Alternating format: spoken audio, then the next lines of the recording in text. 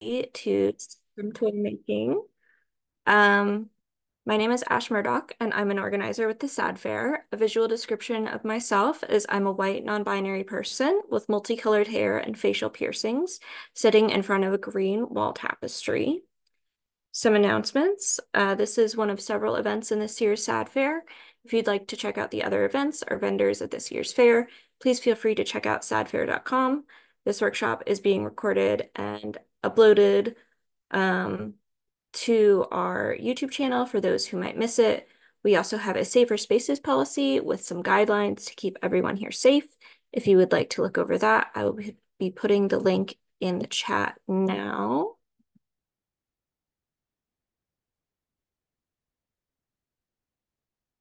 For this workshop, we will be spotlighting the interpreters Jane and Sarah and workshop presenter Robin for everyone. But if that isn't working and you aren't able to see the interpreters or presenter, please inform a host and we will instruct you on how to pin them yourself. You can also message Jessica, our access coordinator, with any access or tech issues.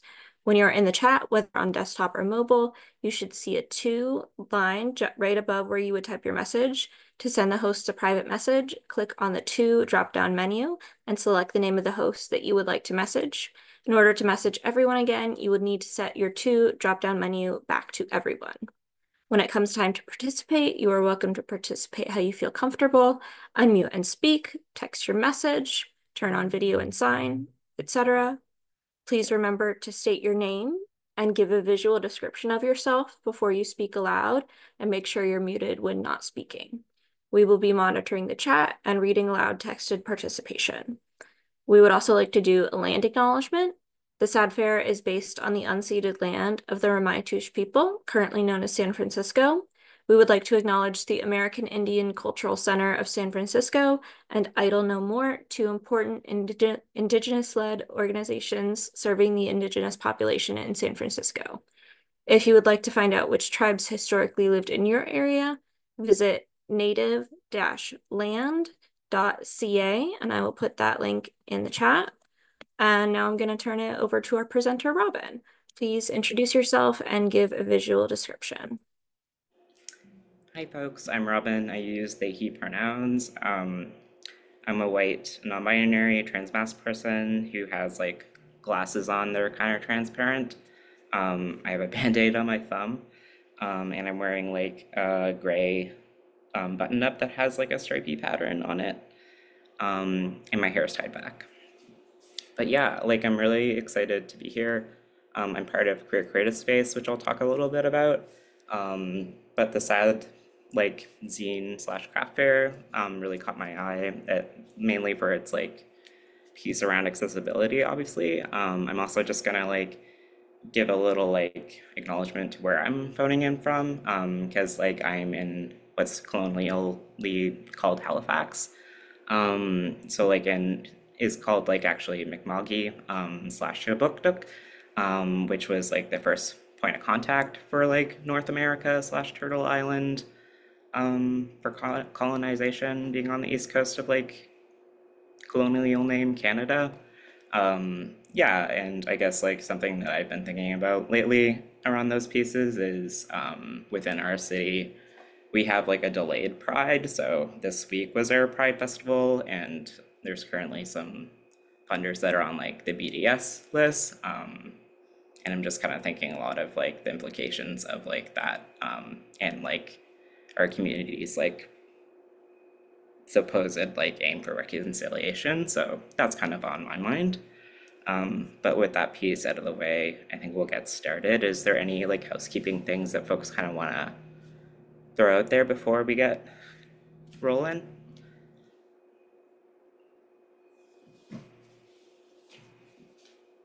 Okay. I also don't see anyone, so like if there's any visual cues like through video, maybe just send me a direct message in the chat instead, because I have the presentation and the chat, but nothing else on my laptop. Cool. All right. Yeah, so I already introduced myself, but like just a bit more about Queer Creative Space. We mainly operate out of like Mi'kma'ki, aka Nova Scotia in Canada.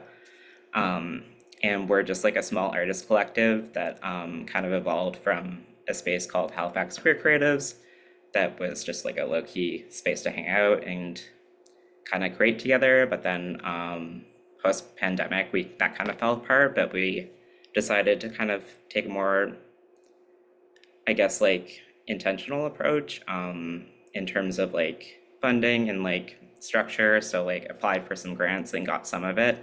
Unfortunately, we haven't been refunded this year, so we are kind of like in a transitional time as a collective right now, but there's also like really cool things happening in kind of like visioning stage right now. But yeah, there is some other folks in the collective that are not here today, but a couple of them are Eli, Bria, Sebastian, and Amanda, and there's some other folks as well, but gonna jump a bit more into the actual workshop now.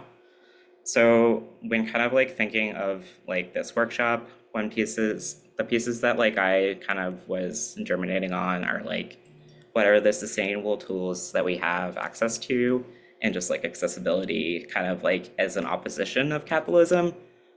So like it's kind of color coded.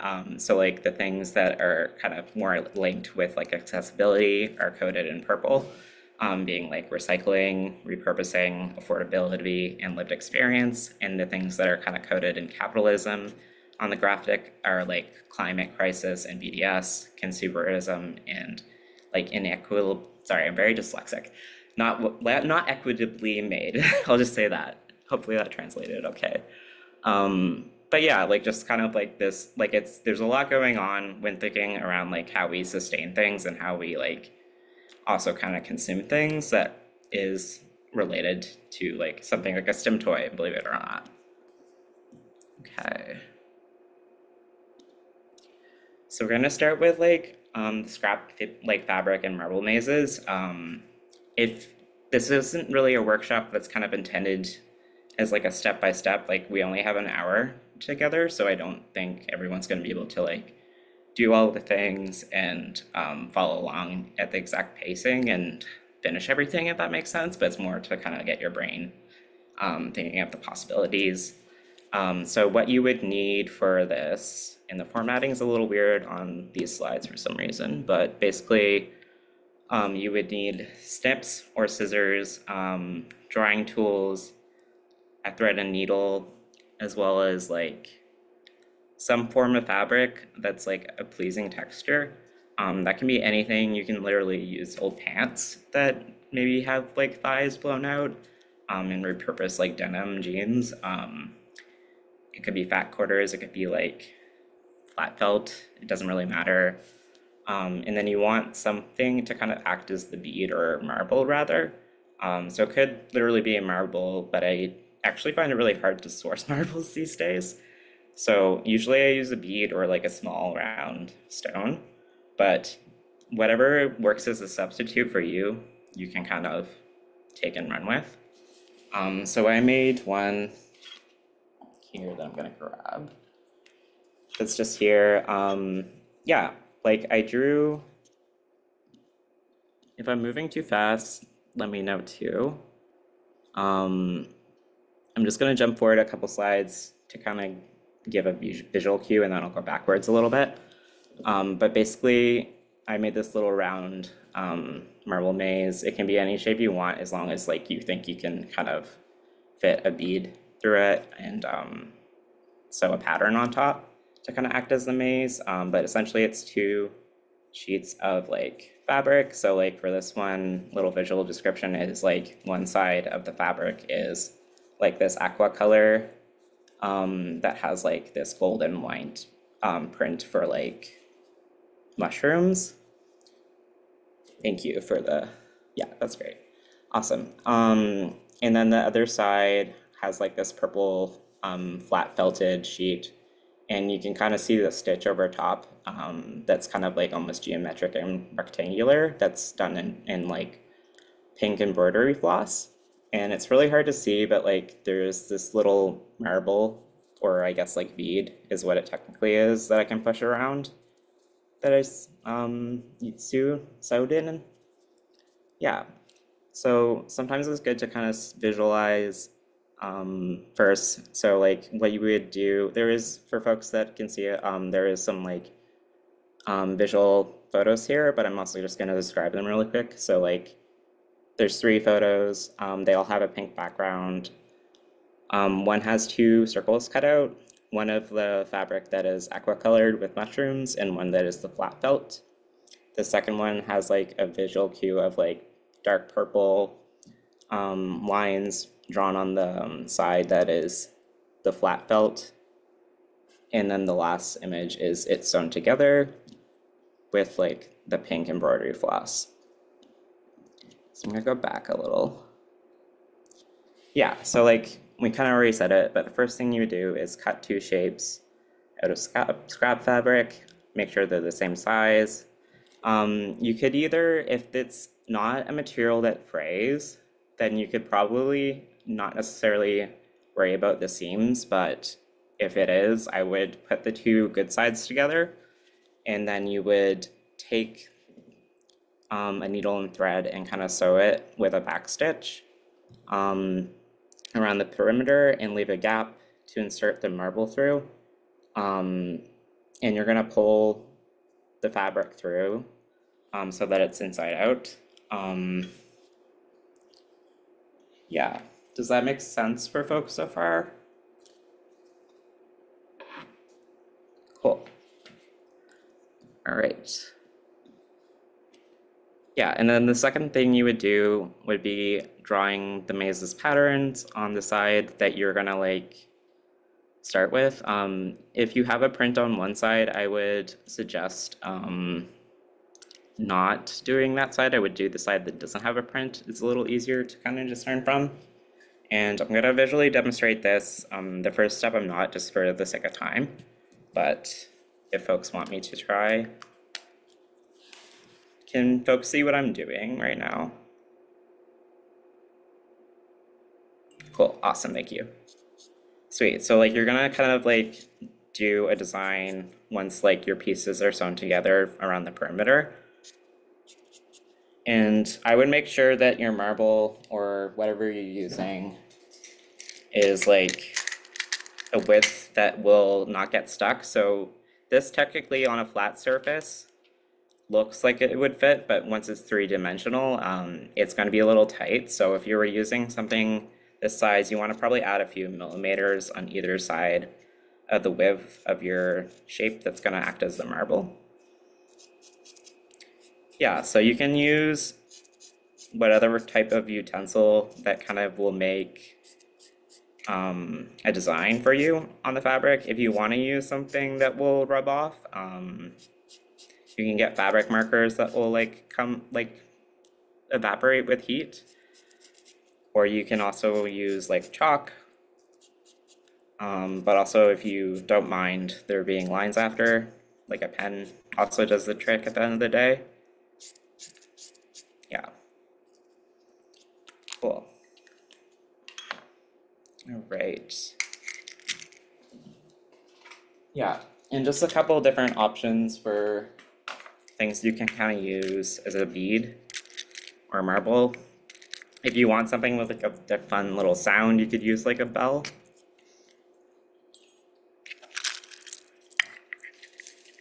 There's also a lot of things like this that you can find at most like craft stores, or just like if you have leftovers from your fish tank, there are these little like stones that kind of come in like bulk usually, so they're usually pretty inexpensive to grab one of them. And then I guess the most cheap that would be probably hopefully easier to find, but it also depends where you're located and what the city is like or like spaces, is just little stones. Okay. Sweet. All right, I'm just grabbing a needle.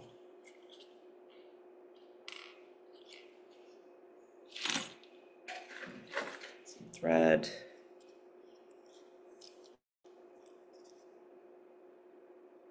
Yeah, like it's definitely really flexible what you use as a stone. Like if you have like a lentil or a bean, that would work too. I'm just gonna use some red thread so that it is pretty high contrast for the purple. Um, I'm not sure if folks know how to do a backstitch, but I'm just going to demonstrate it real quick in case.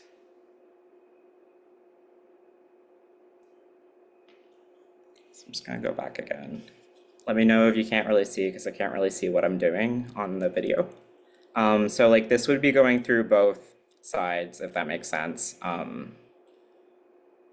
just trying to get through each activity before kind of like going too much into each one individually. So you essentially start with a stitch that's regular, and then you would kind of go in front of it a little bit.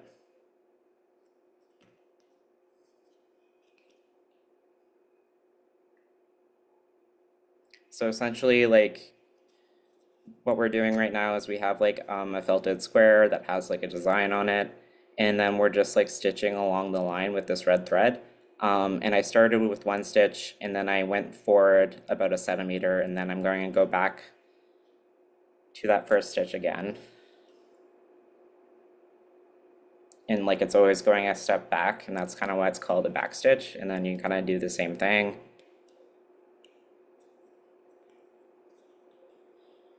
Where you just go forward along the line about like a centimeter or less out. Just keep the spacing relatively consistent, and you probably want the spacing to be smaller than your object so that it doesn't kind of go through. Yeah.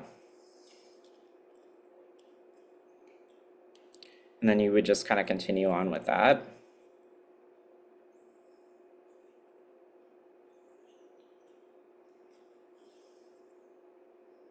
And this takes a while, but you kind of get the idea. Like I'm going to switch to the example that I made. So yeah, like I went over with embroidery floss with the back stitch and kind of reinforced it by doing it twice, but you don't have to do that way. I just wanted to make sure it was secure. But like, yeah, like it has this little like what I call the starting point at the top that I used a ladder stitch to kind of close that up. And then you essentially would, once your maze is done, like before you close the gap, put your marble in, and then like you can push it around.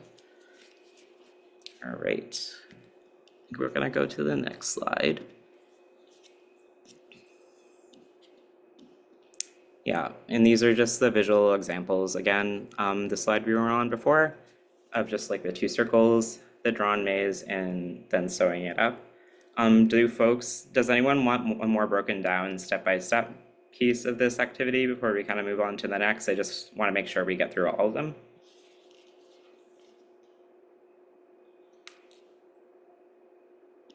Okay. All right. Cool. So for stem bracelets, it's a bit more abstract in terms of materials and steps. So yeah, I'm just going to read this slide. At the top, it says stem bracelets in blue. And for your wristband, the things that are listed are hair elastic, fabric elastic, rubber band, or an old bracelet. There's definitely things beyond that that you could use. Those are just like a few things that off the top of my head I've used. But yeah, like anything that you can tie around your wrist really is more than a-okay. Like I used for like a thing that I was kind of like playing around with today that I just started. Like this webbing, I think it's called, where it's like this white ribbon that's a little sturdier. And I think that's why it's called webbing. Like they use it for like, I think it's for backpacks a lot. But yeah, it was just like a scrap of webbing that it came in a package. So I ended up like sewing some Velcro onto it, and you can kind of like use some Velcro to make almost like things that you can kind of take on and off. And again, like if you have old materials, like I know a lot of us like are kind of conditioned to throw things out, and I'm not trying to like do the opposite nor a spicy thing of like kind of creating like a method of like or like a sense of scarcity either. But yeah, like if you have like old shoes that have Velcro or backpacks that like maybe don't zip all the way, but they have like things you can kind of like harvest. Feel free to like take from those because often things that are like in quotations broken just kind of get thrown out. On this, like there's like this little charm that I have that's on like an old keychain that broke. And then I also like have like old pendants and stuff like that. So for the strips, that kind of goes into that list that's also listed on this slide. So like old t-shirts, yarn or wool. There's also like hemp or floss that you can use, as well as like fabric scraps. So I'll often kind of take fabric and kind of make it into these like strips of scraps. So right now I'm holding up like a floral printed fabric scrap. Okay. Just gonna grab a bracelet. There goes some beads, it's fine.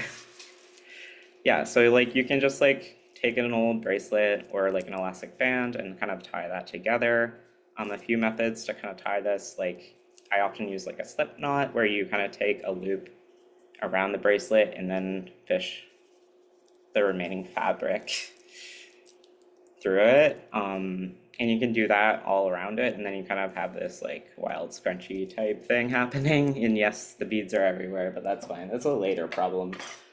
You can like use like little pom-poms to kind of like add a bit of fuzz. What other doodads do I have? I really like adding buttons to things. So like I have these little wooden buttons. Appreciate that people like the ASMR of the beads falling everywhere. But yeah, I have these little wooden buttons that are in the shape of butterflies, which I really like to play with. And again, we have like bells as well. Yeah, and that kind of bleeds into our next list, which is attachments. So just beads, charms, plush objects, or other fidgety things, as well as like pom-poms.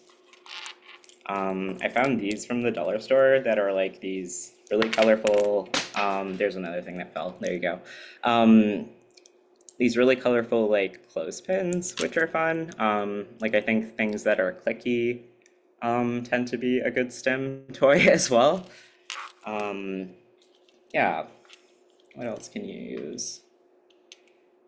Like old jewelry, like if you have random rings or like abandoned piercings that had like a pair at one point, if that makes sense, like that you don't want to wear individually, those can be really good charms to kind of add on top of. Yeah. I also make like these felted orange pumpkins that I'll sometimes add as charms. Like if anyone's done felting, it's usually really nice texture for folks that do like kind of like rich textile textures. But like if that's not your jam, that's so fair. But yeah, I would just add that as a charm sometimes. Okay. Lots and lots of beads. All right. Okay. Yeah, so just like more kind of like instructions to make sure that I didn't forget. You would use the wristband to tie the strips of texturally safe or pleasing fabric or materials. You can add attachments such as beads, pom-poms to give the bracelet some fidgety baubles. Having some strands made from like stretchy materials also provides like more space for stimming. I think one of the ones that's pretty like obvious is like hair elastics. But like you can also use like fabric materials that are like stretchy, so like fabric stores or like things like kind of taken from fabric items maybe that you no longer use, like are often stretchy. Like this bow tie, for example, has like that type of stretchy material that I could technically like use and repurpose if I wanted to. Yeah, that's another good thing, if it's okay to share, that someone commented. Like bracelets are a good way to kind of like carry some toys. You can also make them into keychains for a similar reason because they're less likely to get lost. I do lose things a lot. I am very ADHD, so that is relatable. Yeah. Yeah, and just attachment methods, like I would use different like rope techniques or like knots. So like slip knots often are really easy to kind of like use. The different visual examples here are like these two knots kind of like, I think they're slip knots like intersecting, or I think it's called a figure eight knot technically. I'm not really good at like knot terminology, if that makes sense, but you could also use Velcro or hooks. And the visual example for that is a bunch of like rainbow colored Velcro strips. You could also use adhesives, and the visual example of that is like this jar of PVA, which is like looks like white glue basically, and it has a bit of a spill over this like green cutting mat. Yeah. Cool. All right. We're doing okay for time too, so I can probably do a couple of little demos. Yeah.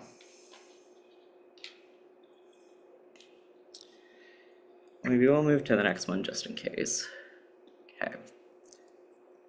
All right, for communication patches, so basically the design around it is like for like emotional and like physical regulation can be like difficult during this dystopian time, like especially for marginalized folks. Yeah, sometimes like folks struggle to verbalize like needs while like experiencing some form of dysregulation for whatever reason. This textile project provides a tool that can like for people experiencing the state to communicate their needs to others. So like one thing you would need for this is some form of like fabric scrap. And you would also need like thread or floss, some needle and scissors, and some method of attaching it. So I would suggest safety pins, but you could also use just um, like a Velcro system if you had something to kind of put them on with. Or you could also use existing pins like that are like enamel pins or something like that to kind of secure them on. You also are going to want some form of marker or pen.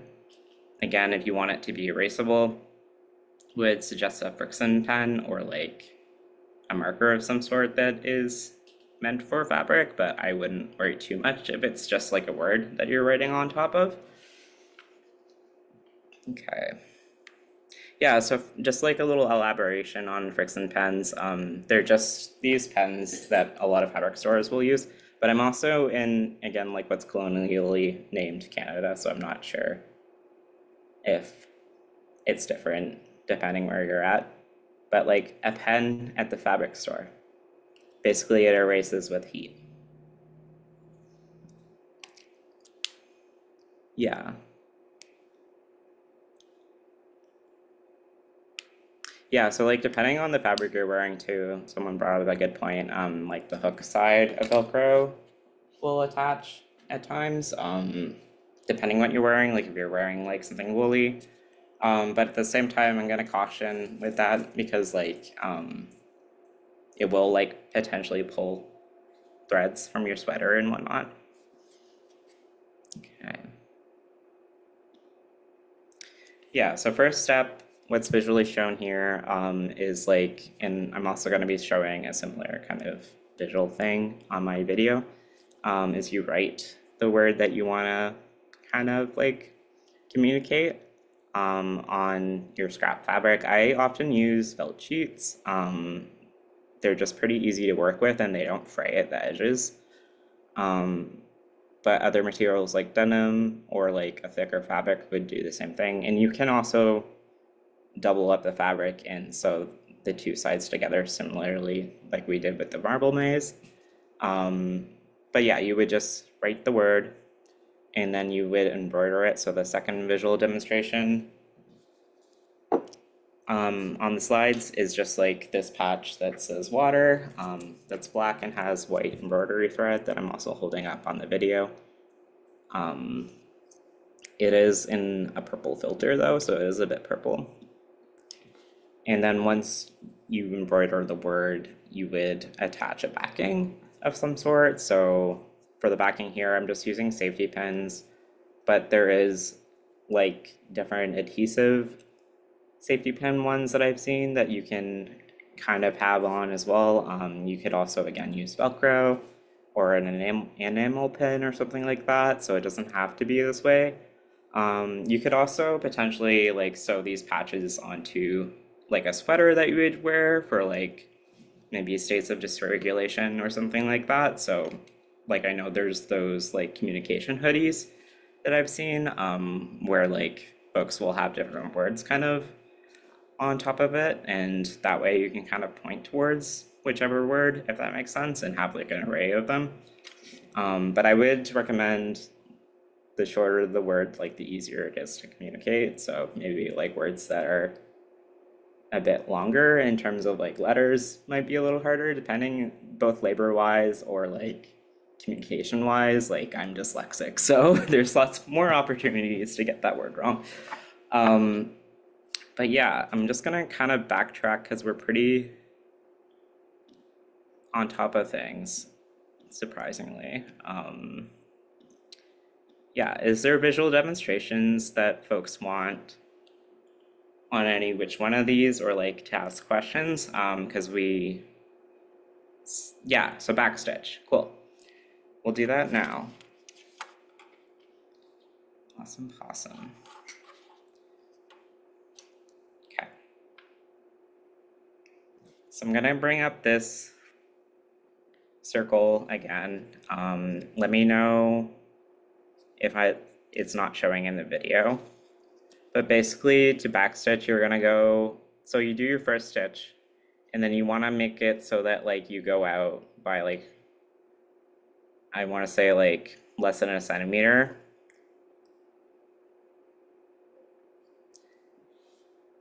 And then you're gonna go up and then back through the stitch that like was initially there, if that makes sense. So like you have this gap that's about a centimeter, but then you're going back to where it started and then pulling it through. I'm gonna do that again so it's a little clearer.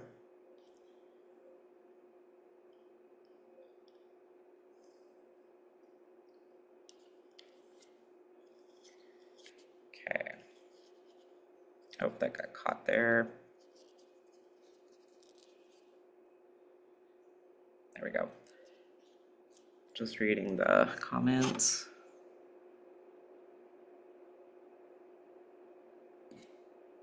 Yeah, also like for this slides, I think it was shared with everyone, but if not, I'll make sure it goes out. I can still go back to the bracelet slide though.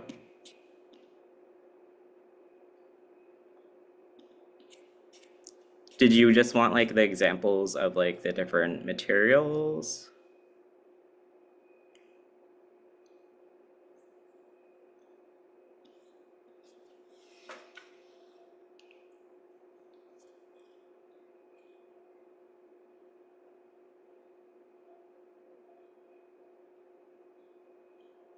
Yeah, and there's also the recording is what something that just came up. If there any more active like questions that folks have?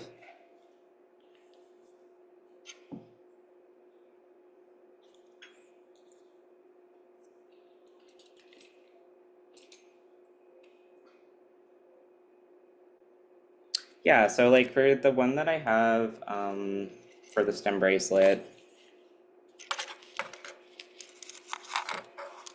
I'm gonna move this out of the way.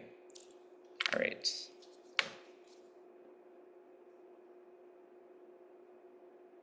Cool.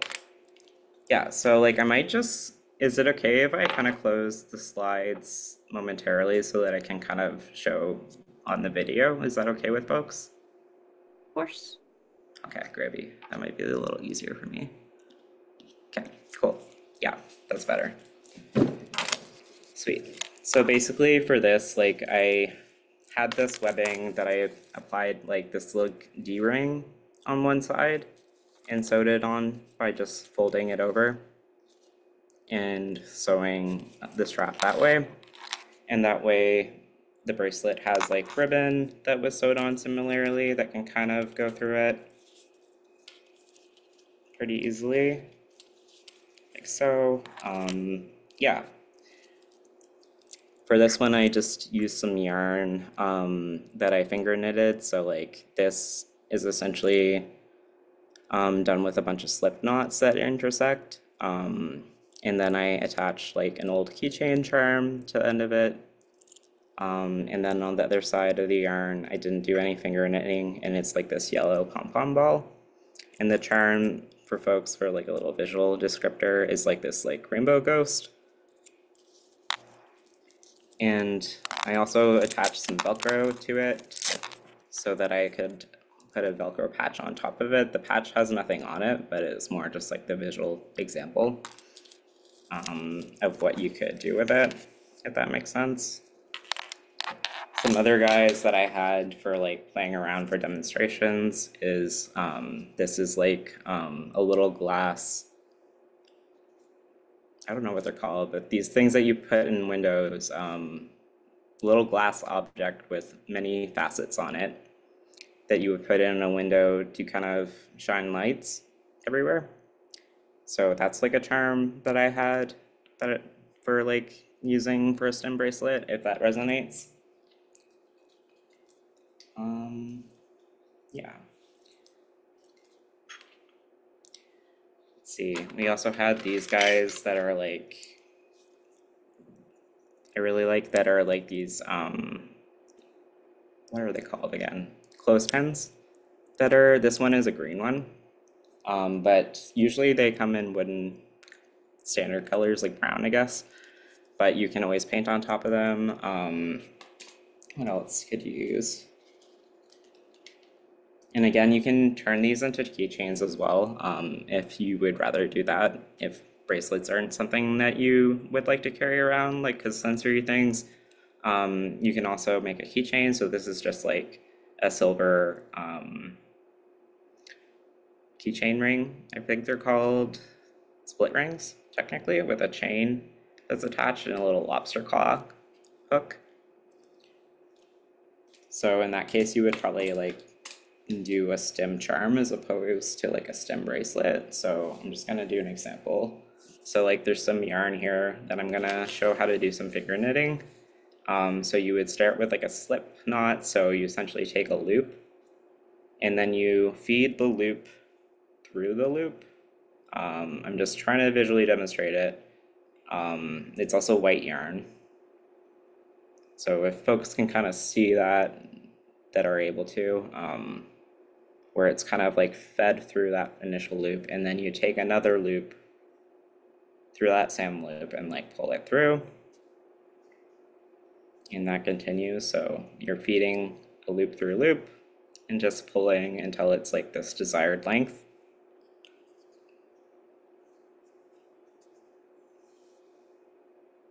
Yeah. It's also less formal now for the next 15 minutes. So if folks do have questions, feel free to speak. Yeah, Katie, I think it might be called a prism. That is a good word for the sun catcher thingy.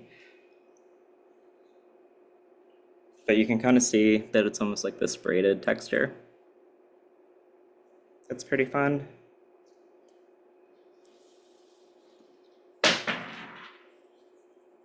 Okay.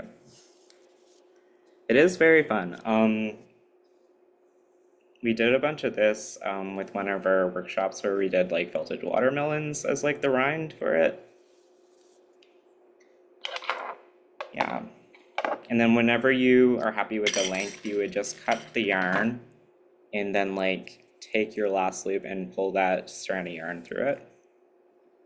And then you would just cut the ends to size. Yeah. Oh, that's a good question. So for regarding the fabric toys, do you have any recommendations for cleaning, laundering, or just like generally washing them? If you want it to be something that you can wash pretty regularly, I would use like cotton or something that's a bit more durable. Yeah, yeah. You might want to do it by hand regardless of what you use. And if you were gonna wash it, I wouldn't use something that's edible potentially. So like beans and stuff like that, or the lentil question might not be a good idea. Yeah. Oh, that's a good point. So putting them in a mesh bag before putting them on laundry could protect them from the washer. I've seen people do that with like, yeah, stuff like that. That's a lot more delicate, so that's a good idea. Yeah, but you could also always do like a thing where it's almost like a pillowcase situation where you kind of create this pocket around it that's a bit more durable for like, or can stand the test of time. Um, and then have like the kind of pattern underneath, if that makes sense. But then I guess like you'd also have to sew the design on top of this pocket case almost. Yeah, if it's okay to read the comments, let me know if I'm reading too many of them. But sometimes I use old t-shirts, rip it up into pieces, and then braid it. Yeah, braids are also really fun to play with for stem toys and stuff like that. Yeah, and it's fun for myself, but it turned out to be a great toy for the doggo too. Yeah, yeah, and definitely cotton. Linen is also okay, but linen tends to be kind of pricey unless you already have like a t-shirt that's worse for wear, that you're keen to kind of like get rid of. Another thing for like making stem toys that can kind of act like as a good base is like embroidery hoops is something that I've been playing with the last couple days. So you can kind of like do strips along them. Like I know a lot of like kind of reminds me a lot of like briefs that people have been making, but with fabric scraps. But yeah, so like there's like this wooden embroidery hoop, and I just added some teal fabric scraps to it. Yeah, because like I know there's a lot of kids' toys too that are always on Marketplace or wherever folks buy from wherever you're currently located at. I think Marketplace is pretty universal though, isn't it? Potentially.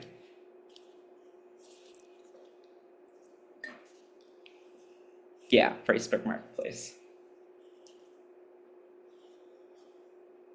But usually like there's toys on there that parents are getting rid of. Like mobiles are fun to kind of repurpose as well. Um, but yeah, I have like these three teal scraps hanging from this, and like this isn't really a bracelet, but it does kind of, it's easier to kind of demonstrate how you would attach to a bracelet rather than this object that's a bit more loppy, if that makes sense. So hopefully that kind of translates a bit better. Yeah.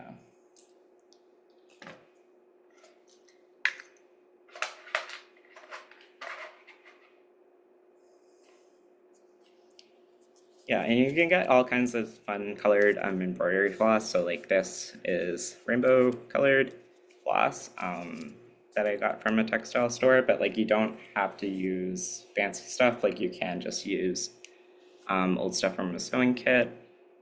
Like this is polyester fabric thread that will get the job done too. It's like a cream color. Do folks have any other like examples that they kind of want to share potentially? Just adding this white lace to the hoop.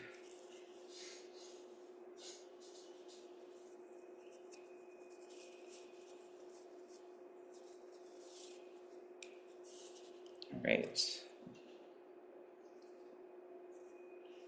Old curtains are also a good way to kind of source fabric.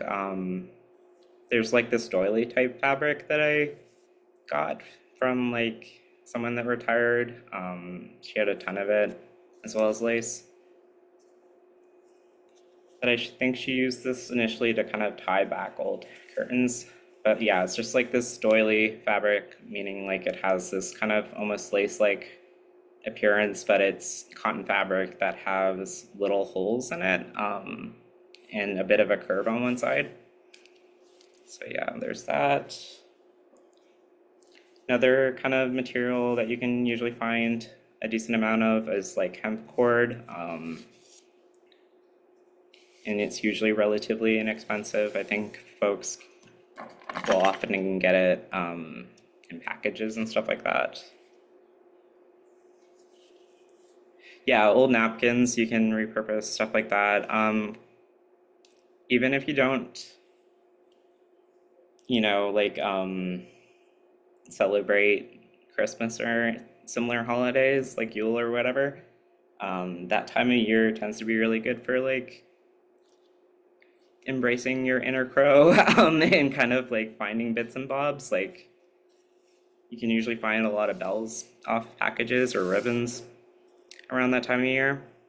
Yeah, hemp cord can be really sensory ick for some folks, so it's definitely, if you like it, you like it. If you don't, that's completely fair. I do a lot of gardening, so I think I've gotten used to it. Um, but it's definitely an acquired taste. You can always like do friendship bracelet type things off like your stem bracelets or hoops as well. Yeah, embracing inner crow. Yes, that is what I said. I'm just scrolling back a little bit. Yeah, no, definitely with the vintage fabrics and prints is really good. Yeah, I think like part of this workshop, I was hoping, sorry if it's a little chaotic, but I think like just kind of, yeah, like being able to kind of see what materials you have accessible, and kind of embrace those pieces and run with it. Um, Again, not trying to have a scarcity mindset by any means, but like there is a lot of things that we have during a recession, thankfully still. I'm not sure if it's thankfully, but like at least there's still like, like some aspects that you can repurpose. What are some other guys that I have hanging out? And I do want to do a time check really quick. We Yeah, only have totally. about 8 minutes left. So if anyone else has any quick questions, Robin, if you would like to shout out your social media, your payment accounts, anything like that, please feel free. Awesome, awesome. Yeah, sweet. Gravy. Yeah, I guess like for anyone that's curious about Crit Creative Space, we're just Crit Creative Space on Instagram. Yeah, it's spelled kind of funny, so like it is on the slides if anyone wants to look at it after, but no pressure. We do have like a GoFundMe open right now since we didn't get refunded, but like there's literally zero pressure.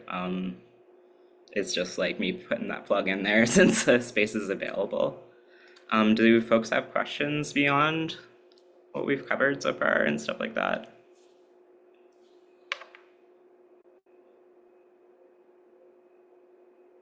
Cool. Thanks for putting that in the chat.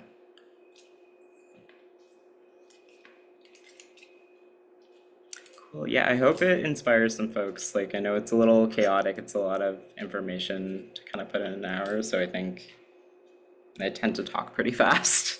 Um, but yeah, hopefully it kind of gets your brain turning and yeah, just like kind of looking at what's available. Like, I know scrunchies are another good object to repurpose into stem bracelets, like, especially if they have like nice fabric and not like icky fabric.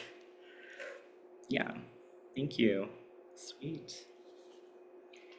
Yeah, and if anyone does like wire crafts too, you can kind of add some really fun charms. Like I have some dice here that I'm probably gonna make into charms. Yeah, I think we're basically wrapping up. But yeah, thanks so much. Thank you, everyone, for coming. Thank you to Robin for this wonderful presentation, and our interpreters, Jane and Sarah, and our access coordinator, Jessica. Thank you all. Our next event is going to be the open mic tomorrow, and I hope to see you all there. Sweet. No one else has any questions or anything. I might end a little